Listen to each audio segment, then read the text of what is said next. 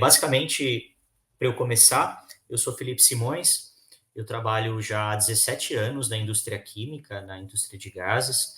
Desses 17 anos passei por diversas áreas e nos últimos 9 anos eu me dedico aí a trabalhar com hélio e criogenia na Air Products. A Air Products ela é a maior fornecedora de hélio do mundo, tá? Então a gente tem operação aí no mundo todo e foi aqui que eu adquiri toda a minha experiência atuando como tantos applications aí que viajam. Um abraço para todos eles, vivem viajando. Também viajei bastante, não tanto quanto vocês, mas viajei bastante. Fui conhecer clínicas, hospitais no Brasil todo, fazer reuniões, encontrar clientes, e foi uma experiência bem legal. E é um pouquinho disso que eu vou dividir com vocês hoje, da minha experiência, do que eu aprendi e de tudo que eu estudei a respeito desse mercado, tá? Então, para a gente começar, eu trouxe esse slide só para a gente ter um ponto de partida, que é uma geral relacionado ao hélio, tá?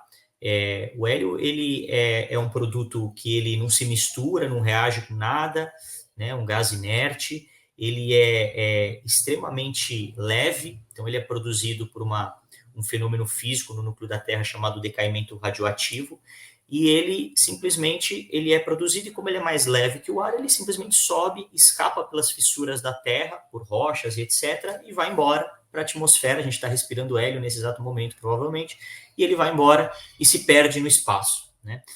Quando você tem hélio que você consegue produzir, explorar esse hélio, comercializar, você normalmente, 99% das fontes é uma camada de gás natural. Essa camada de gás natural, ela bloqueia a subida do hélio. Você tem hélio ali embaixo da camada de gás natural, misturado com gás natural, você consegue retirar esse hélio, e aí você faz a separação, liquefaz e consegue comercializar. Então, apesar dele ser abundante, principalmente no espaço, ele é um gás raro para você conseguir fazer a sua exploração e a sua produção, tá? Hoje, novas tecnologias vêm sendo desenvolvidas. Então, por exemplo, já é possível produzir, já tem algumas produções de hélio em fontes de CO2, tem algumas tecnologias novas aí que estão surgindo. Mas a maior parte do hélio que é consumido no mundo, ele vem aí de reservas e fontes de gás natural. Então, aqui puxando 2023, só para vocês terem uma noção, então 40%, começar dos Estados Unidos, 52% do hélio mundial ele vem dos Estados Unidos e 40% do Catar. Então, esses dois países, eles basicamente monopolizam todo o hélio hoje, e existem outras pequenas produções na África, Polônia, Rússia, Austrália. Então, esse é um cenário aí de hoje, né? Lá para 2030, a gente tem o quê? O Catar segue sendo muito forte, a gente segue dependendo bastante do hélio que vem do Catar. A fonte americana, ela está diminuindo, porque o BLM, que é a maior fonte do mundo, ele tem reduzido a sua capacidade. E, em compensação, foi encontrada uma fonte muito grande na Rússia, que espera-se que ela, aos poucos, aí vá tomando um pouco desse mercado americano. Então, a gente vai depender um pouquinho mais do hélio russo e do hélio do Catar. Então, esses dois países.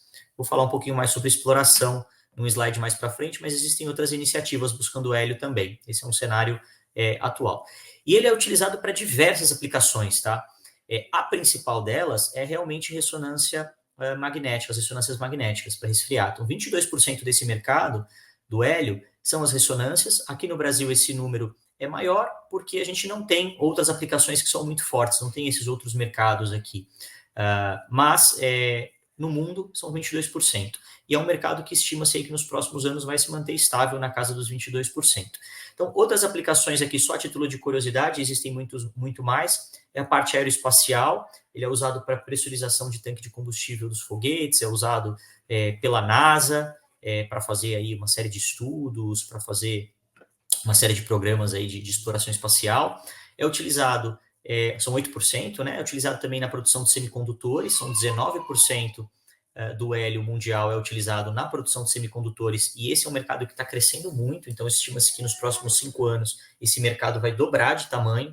E aí aqui um outro mercado também, soldagem, né? Ele é utilizado aí com algumas misturas, outros gases, mergulho também, e não está aqui, mas essa todo mundo conhece, que é o balão. Então, essa é a mais popular, o cilindro de hélio que enche os balões que ficam flutuando. Como o hélio é mais leve que o ar, como eu disse, ele vai ficar flutuando. E aqui embaixo eu coloquei só um pequeno trecho, né? Então a quantidade de hélio na Terra é pequena porque se trata de um gás pouco denso, então ela escapa do campo gravitacional da Terra, do planeta Terra, que é o que eu comentei lá no início. Então por isso que você, apesar de ter hélio sendo produzido no núcleo terrestre, ele escapa pelas fissuras da Terra, pelas rochas e tantas outras coisas e vai para o espaço e a gente acaba perdendo. Então, o hélio ele é um insumo crítico, ele é um produto que você tem que ter bastante atenção na sua ressonância magnética quando você está trabalhando com ele. E esses são alguns pontos que você deve considerar, que são interessantes para o dia a dia, né? Você entender, então, que ele é um produto, como eu pude mostrar aqui no slide anterior, que não tem na América do Sul, não tem nenhuma produção de hélio na América do Sul, então ele é importado. Ele está sujeito a alguns mercados, né? O que acontece em alguns mercados. Você tem o mercado americano, o russo e o do Catar, desses 3 países, que, quando afetados, podem também afetar esse mercado. Você tem que entender se ele está num momento de grande ou pequena disponibilidade. Eu vou falar um pouquinho das crises que já aconteceram nesse mercado e o que a gente aprendeu com elas. Entender qual a frequência de compra e utilização, porque hoje a gente fala muito sobre magnetos novos, né? Mas a realidade é que o Brasil é gigante, a gente tem uma quantidade enorme de magnetos no país, e nós ainda temos, por exemplo, os magnetos 10K, né? Os magnetos mais antigos, com uma temperatura maior, que fazem cargas periódicas de abastecimento. Tem equipamentos, por exemplo, que fazem uma carga a cada 6 meses, a cada 3 meses, a cada 9 meses, equipamentos bem antigos e que exigem uma atenção maior, até os equipamentos mais novos, que fazem cargas o zero boy off, né? Raríssimo fazer um abastecimento se você tem um bom cuidado com ele. Até os equipamentos mais novos aí, como por exemplo, equipamentos que têm uma quantidade muito pequena de hélio, ou os magnetos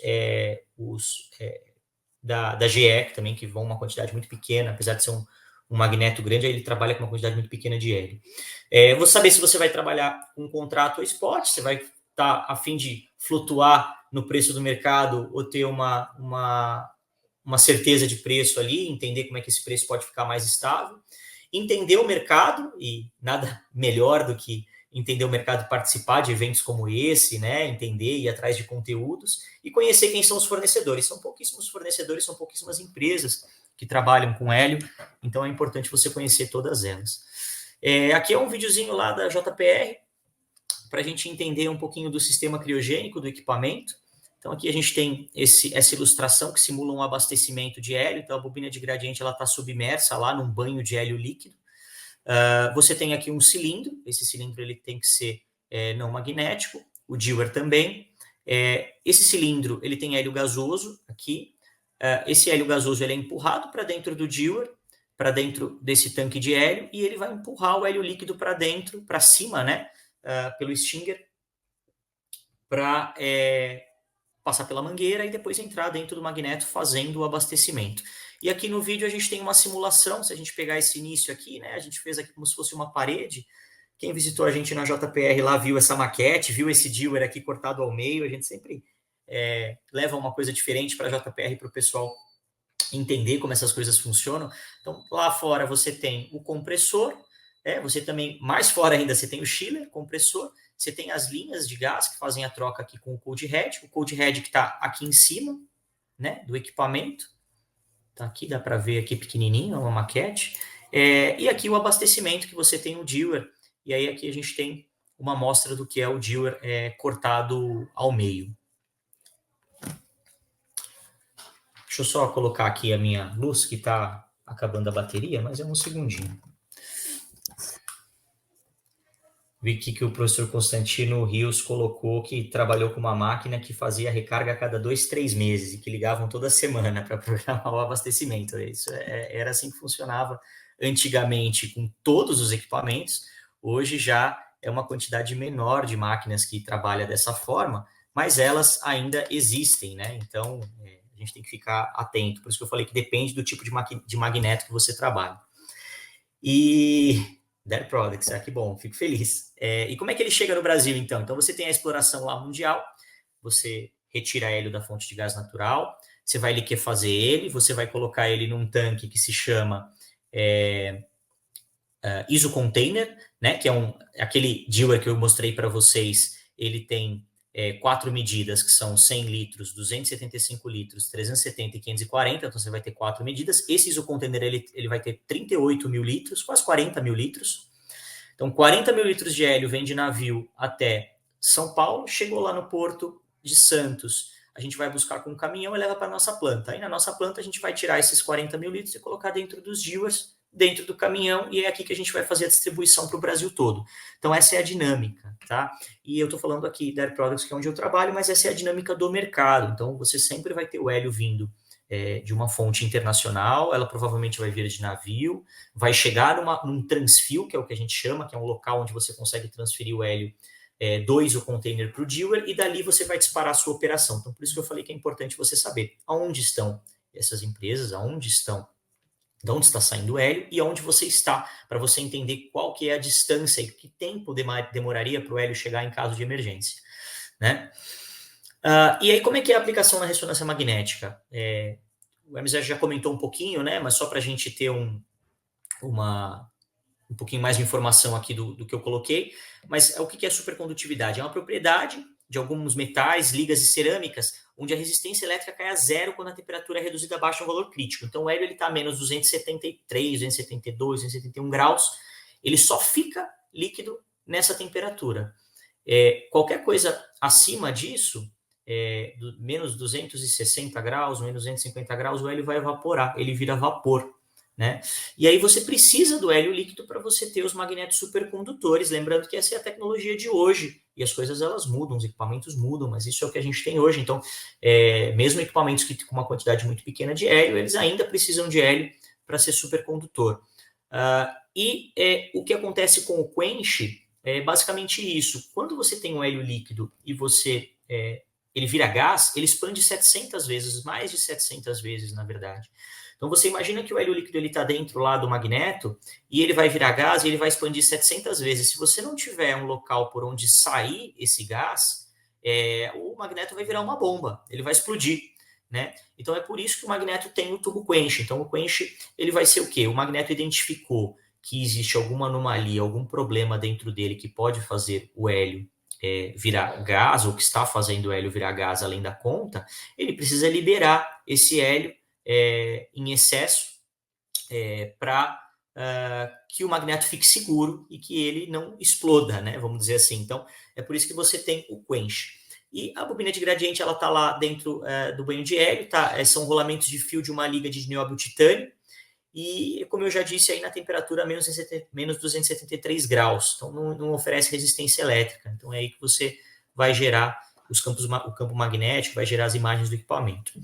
E nesse tipo de equipamento de ressonância, é crítico o controle de sistemas relacionados à temperatura, pressão, porcentagem de hélio lá dentro do magneto, para que você não tenha nenhum problema com ele. Então, você tem que, além de controlar o nível de hélio, saber que ele está no nível seguro, ligar para o fabricante ou ouvir do fabricante a orientação de qual que é o nível seguro, você tem que sempre estar controlando pressão, estar entendendo o que está acontecendo com ele, para você poder tomar uma ação corretiva se necessário, tá?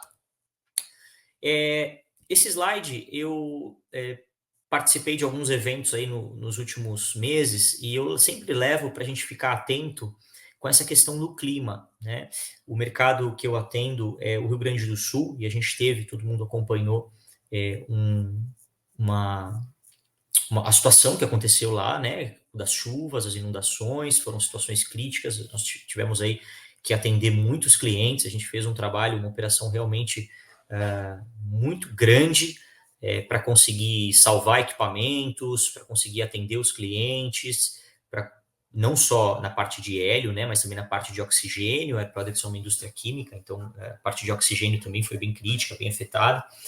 E o Brasil, ele cada vez mais ele vem tendo situações climáticas extremas, de raio, de trovão, de chuva, de alagamento, de vento, e a gente está bem sujeito a essa questão de corte de energia, de algum dano. Então é sempre importante a gente estar atento a essas coisas. Se você está numa clínica, se você está num local que tem que está sujeito a fatores climáticos extremos, vale a pena pensar em como se precaver dessas questões.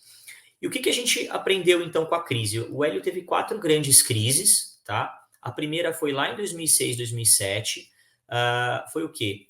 Um grande aumento da demanda na indústria eletrônica, e aí superou a produção mundial de hélio. Então, a gente tinha a indústria eletrônica demandando muito hélio, e aí a demanda superou a produção e faltou hélio no mercado.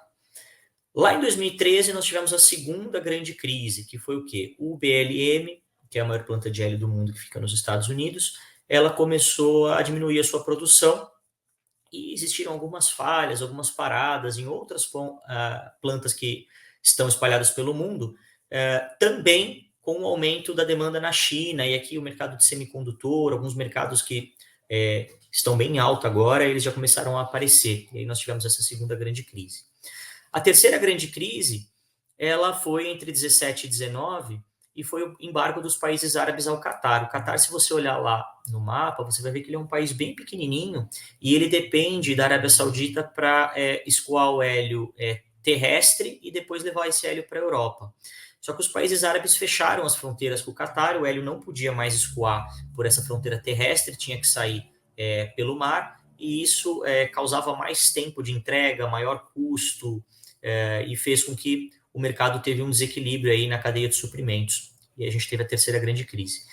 E a quarta grande crise, que foi a última que nós vivemos, talvez foi a mais forte de todas, ela foi uma série de fatores, né? Mas o BLM, que é a planta dos Estados Unidos, novamente teve um acidente, 10 anos depois quase, um problema. A planta precisou parar, eles precisaram entrar lá com uma auditoria para resolver alguns problemas que estavam acontecendo lá. A planta da Argélia teve uma diminuição de produção, e eu acho que o principal problema, na verdade, foi o incêndio em 2021 e a explosão em 2022 na mesma planta que foi a planta da Rússia. Foi logo no start dela, essa planta da Rússia, ela vinha sendo aí uma planta muito falada, que poderia ser talvez a maior do mundo, e foram 2 acidentes em sequência que deixaram essa planta por mais de ano parada. E algumas outras paradas, algumas manutenções. Então, a gente teve uma série de coisas acontecendo que causaram essa última crise. Então, a gente basicamente consegue ver que as crises estão relacionadas a paradas, né, nas plantas, entender que existem algumas plantas produzindo hélio no mundo, e essas plantas elas estão sujeitas a você ter algum problema, e também a questão dos países, né, Rússia, Catar, Estados Unidos menos, mas Rússia e Catar. E a demanda da China. A China também, quando ela tem uma demanda muito alta de produto, ela acaba desbalanceando esse mercado. Bom, agora entrando um pouquinho aqui, voltando para a questão da aplicação. Então, a gente tem algumas fotos que eu separei para vocês. Aqui um técnico fazendo uma recarga. A gente tem também o dewar cortado ao meio. Eu não sei se na tela de vocês dá para ver maior, mas esse é um dewar que a gente às vezes leva para alguns eventos para o pessoal saber como é que funciona. O dewar, ele é como se fosse uma grande garrafa térmica. O hélio, ele está aqui, onde está esse texto verde aqui, né? O hélio está aqui. E aí tudo que você enxerga aqui vazio em volta é vácuo, carvão ativado, um material chamado perlita, e são dissipadores de calor. Então, você está com o hélio a menos 273 graus aqui no meio em forma líquida, tentando virar gás a todo instante, e esse dewar é o que vai tentar manter esse hélio o máximo de tempo possível resfriado aqui, até chegar dentro do equipamento de ressonância. A gente normalmente utiliza 3 produtos, tá? Que é o hélio TEC 4.5, a pureza dele. Ele normalmente é utilizado no abastecimento, ele é o push gas, que empurra o hélio líquido para dentro da máquina, e também em algumas situações de degelo, quando a máquina tem gelo e o pessoal precisa fazer uma operação no equipamento. O hélio ultra puro, que é usado também em algumas situações de degelo, é utilizado para fazer carga em compressor, então você vê bastante dele aí dentro das clínicas de hospitais. E o nitrogênio, algumas empresas, elas utilizam dentro dos procedimentos de troca de cold head. Então, esses 3 gases, esses 3 tipos de cilindro você vai ver muito dentro das clínicas, além do dewar de hélio líquido que vai abastecer, tá? E durante o abastecimento você tem essas ferramentas que são o dewar, o stinger. O stinger é o quê? O stinger se você olhar essa foto aqui onde está o nosso técnico, você vai ver que tem uma ponteira dentro do dewar. Essa ponteira que entra no dewar, ela tem uma igual, né, muito parecida, que entra dentro do equipamento de ressonância. Esse é o stinger. A mangueira, que é o que ele está plugando aqui, né? Ele está se preparando para fazer um abastecimento. E os cilindros. Então, esses são os equipamentos que, quando você tiver um abastecimento, quando você tiver uma troca de cold head, você tiver uma manutenção, você vai provavelmente ver equipamentos como esse. E o que é importante você ter dentro desse processo para se precaver, para se proteger. O técnico ele tem que usar luvas de proteção durante o abastecimento. Aqui na foto o Dimitrov ele não está usando porque ele ainda não está no processo de abastecimento, ele ainda está apertando mangueira, deixando o equipamento pronto para fazer a transferência. Um oxímetro, porque o hélio, como você pode ver até nessa foto, você vê que tem um vaporzinho aqui, isso aqui é hélio, né? Então você precisa controlar como é que está a taxa de oxigenação do ambiente para você não ter nenhum problema. Botas de segurança, porque o cilindro, apesar de todos os aparatos, carrinho, corrente que a gente coloca, não só o cilindro, outros equipamentos podem cair, então para proteger o pé do técnico. Máscara de proteção, é um óculos ou uma máscara de rosto inteiro para proteger tanto do vapor quanto de eventuais escapes de hélio. Ele está lidando aqui com pressões altas, o técnico, né? Ele domina o processo, mas ele precisa estar realmente com a máscara para se proteger. O hélio ele pode causar riscos ao sistema respiratório, congelamento, queimadura, e essa questão da expansão do gás, mais 738 vezes, quando ele é líquido e vira gás, ele vai expandir nessa taxa. Então, aqui são alguns equipamentos de segurança. A Air Products ela tem 8 técnicos e eles sempre têm um EPI adicional, a gente sempre coloca. Então, toda vez que vocês receberem um abastecimento, vocês verem que é a Air Products que está abastecendo, fica à vontade para perguntar para o técnico, tirar todas as dúvidas, perguntar se ele tem um EPI adicional para você acompanhar, porque ele vai ter o maior prazer em explicar ali em loco aquilo que ele está fazendo, e é um procedimento, um processo bem legal, tá?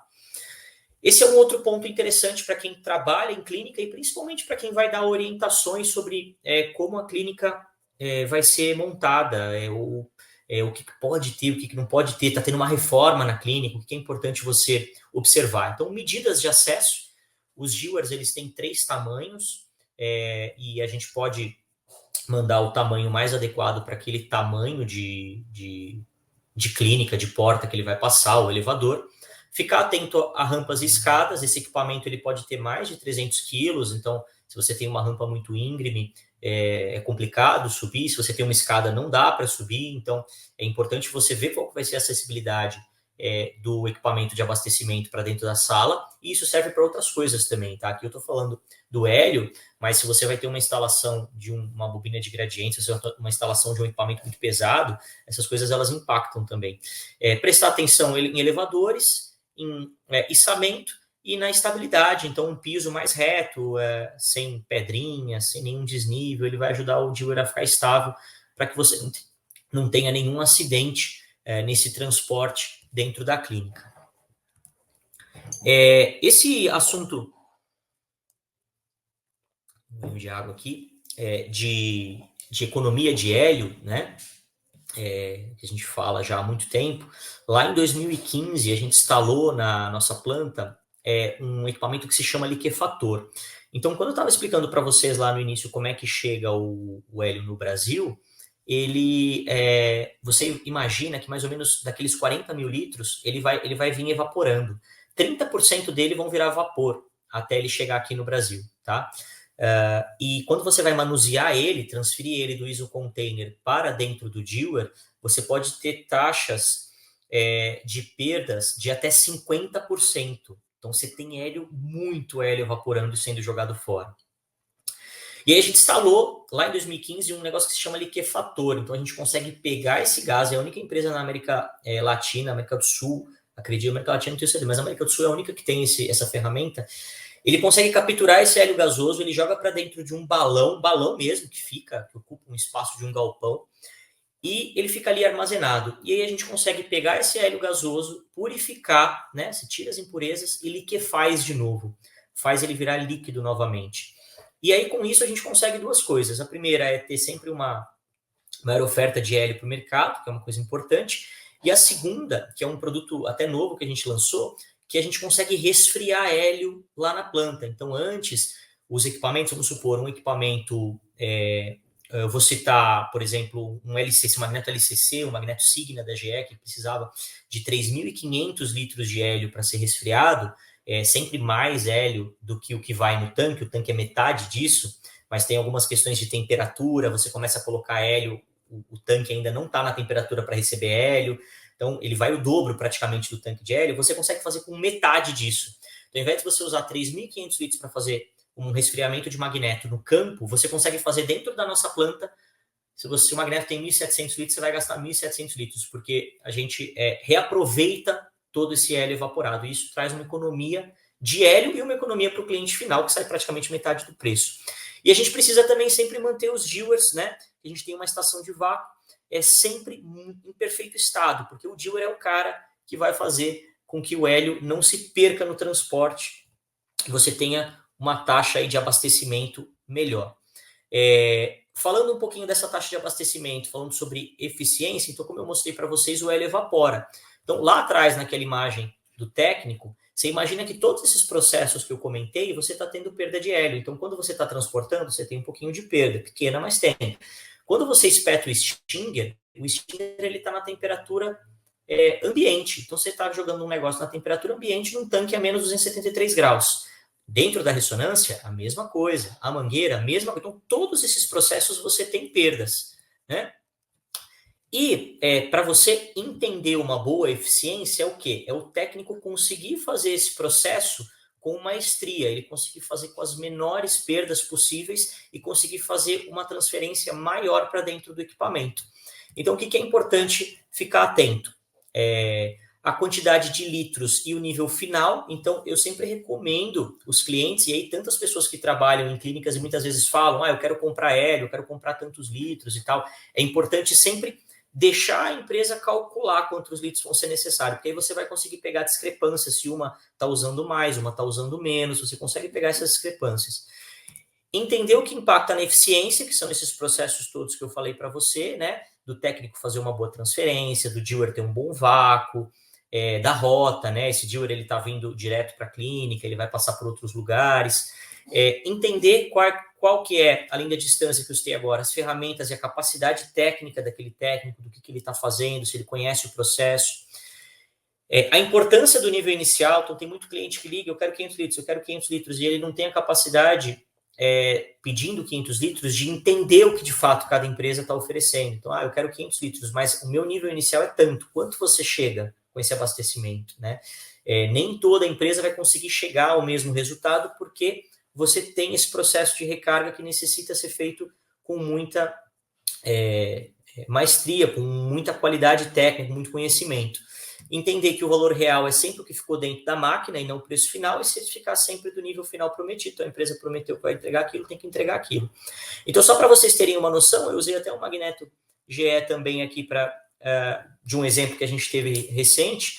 Então, os valores aqui estão fictícios, tá? É só para vocês terem uma noção. Mas uma empresa, ele vai lá e faz um orçamento para 500 litros e o valor dela está 180 mil. E a outra empresa vai lá e faz 200 mil para os mesmos 500 litros. E aí, a um primeiro momento, você entende que esse orçamento está 10% mais barato. Mas quando você faz essa conta de nível final e faz essa pergunta de quanto é que está, quanto é que vai chegar, etc., essa empresa diz que vai sair de 60 e vai chegar a 80, e essa diz que vai sair de 60 e chegar a 85. Então, dentro do magneto, essa empresa colocou 310 litros. E dentro do magneto, essa empresa colocou 405. Isso significa que esse orçamento está muito mais barato, né? Porque ele vai entregar uma eficiência maior. Então, a grosso modo, a cada 4 abastecimentos que você fizer com essa empresa aqui, é como se você tivesse ganhado um abastecimento dessa daqui. Então, é importante você entender essa relação da quantidade de hélio que está comprando e quanto de fato está ficando dentro do equipamento. Então, eu coloquei até essa informação. Então, para esses dois orçamentos estarem exatamente iguais, esse preço aqui deveria estar 153 mil. Né? Aí, ambos os orçamentos estariam entregando a mesma coisa. Eu também explico bastante para os clientes sobre essa questão, se você quiser fazer uma conta mais simples, fazer por 1%, né? Pegar os preços e dividir pela quantidade que cada empresa promete. Então, aqui está 20%, aqui está 25%. Então, você pega o valor total e divide por 20, divide por 25, e aí você vai ter quanto que você está pagando para cada 1% de hélio. Essa é uma pergunta que sempre fazem nas apresentações, e eu assisti algumas, né? Eu participo bastante de evento, viajo bastante, tive a oportunidade de assistir muita coisa, muita gente falando sobre hélio, e eu tenho colocado isso nos slides, porque muitas vezes informações não 100% corretas estão sendo passadas, né? Então, assim, o hélio, ele não vai acabar, as fontes tradicionais, elas vão diminuir a sua produtividade, Mas as maiores fontes do mundo, a do Catar, a da Rússia, elas ainda estão em processo de ascensão de produção. Então, cada vez mais você vai ter hélio sendo produzido lá. Catar, ele está até aqui do lado, ele tem 3 plantas. A quarta e a quinta planta, que vai aumentar a capacidade de produção, já estão em andamento, eles já estão em processo de projeto, de construção, etc. Né? A planta de Amur, que é uma planta nova para o mercado, ela tem um processo, ela está em processo ainda de muita expansão, ela acabou de começar a ser produzida e tem muito hélio para sair daqui ainda, tá? As crises, elas nos ensinaram muita coisa. Então, guerras, paradas não programadas, elas impactam na produção. Então, hoje é possível mitigar um pouco mais esses riscos.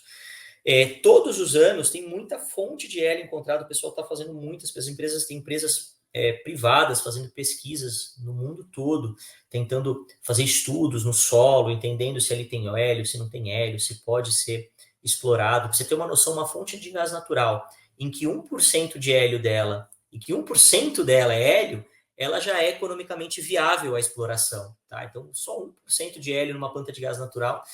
E aí eu citei aqui vários nomes que vocês podem seguir no LinkedIn depois, ó, North American Helium, Helium One, Pulsar Helium, First Helium, que tem um monte de empresa que está procurando hélio, algumas já estão em processo de produção, outras ainda estão fazendo estudo, então a gente está cada vez mais encontrando novas fontes. Quem sabe a gente não encontra, eu não conheço nenhuma que está pesquisando aqui na América do Sul, especialmente no Brasil, mas quem sabe em algum momento a gente não encontra uma fonte aqui no país também. E dentre dessas fontes, tem uma fonte no Minnesota, que é a Pulsar Helium. Eu comentei com vocês que 1% de hélio na planta, ela transforma aquela planta de gás natural em economicamente viável. A planta de hélio da Pulsar Helium no Minnesota, ela tem 12,5% de hélio. Então, ela tem uma porcentagem enorme de hélio nessa planta de gás natural. Então, aqui provavelmente vai vir uma planta bem interessante de hélio no futuro. Né? Aqui no slide está 0,5%, varia entre 0,5% e 1%, essas são as estimativas. Se você tem essa quantidade de hélio dentro de uma fonte de gás natural, provavelmente ela já vai ser economicamente viável para a exploração. Antes da gente entrar também um pouquinho nessa questão de acidentes, algumas curiosidades só.